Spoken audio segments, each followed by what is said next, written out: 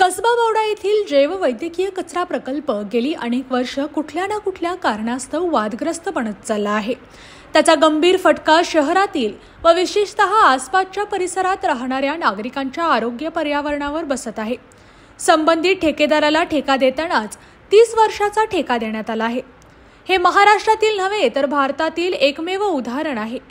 या सर्व प्रकरणामध्ये प्रशासनातील व काही लोकप्रतिनिधींनी आर्थिक लाभ निश्चितच मिळवलेला आहे, परंतु शर्मेची बाब कचऱ्यासारख्या प्रकल्पात सुद्धा नागरिकांच्या आरोग्याचा विचार न करता संगनमताने दरोडाच घातला आहे। याबाबत खालील मुद्दे त्यांनी आपल्या निदर्शनास आणून दिले आहेत।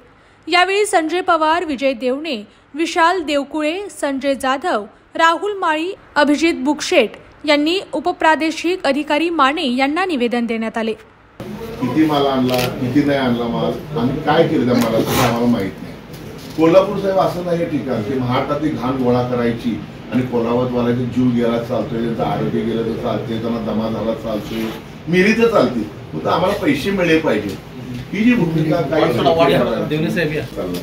आम्हाला वादाचा विषय महत्त्व नाही साहेब। आम्हाला इथं पर्यावरण आणि आरोग्याचा विषय कोल्हापूरकरांसाठी आणि राहणाऱ्या रहिवाशांचा विषय महत्त्वाचा आहे। आम्हाला मान्य आहे साहेब। आम्हाला त्यावेळी मला हा देशात नाही राज्यात असा पहिला प्रकार घडला की 30 वर्षी एका माणसाला ठेका दिला। असं साहेब का कोण कोकणाची चुका करत नाही।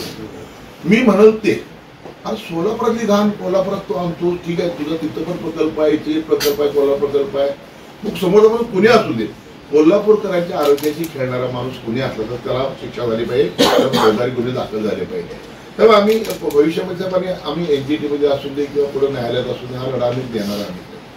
ह्या सगळ्या प्रकल्प गंभीर आहेत। परवानगी न घेता तुम्ही सोलापूरचा मोठ्या प्रमाणात जैविक कचरा येताना तुम्ही आणता, त्या म्हणजे काय ठेका असं कधी कुठे होत नाही। आणि 30 वर्षाचा ठेका दिल्यामुळे मनमानी कारभार पूर्णपणे त्या ठेकेदाराला चालू घेतला। सोलापुरातनं कोल्हापुरात ज्या पद्धतीनं वर्तमानपत्रावर सगळं आलं की जैविक कचरा तिथला सगळा उडा आलेला नव्हतं, संमती द्या म्हणून अगोदर त्यासाठी आपण करायला सांगितले सगळं।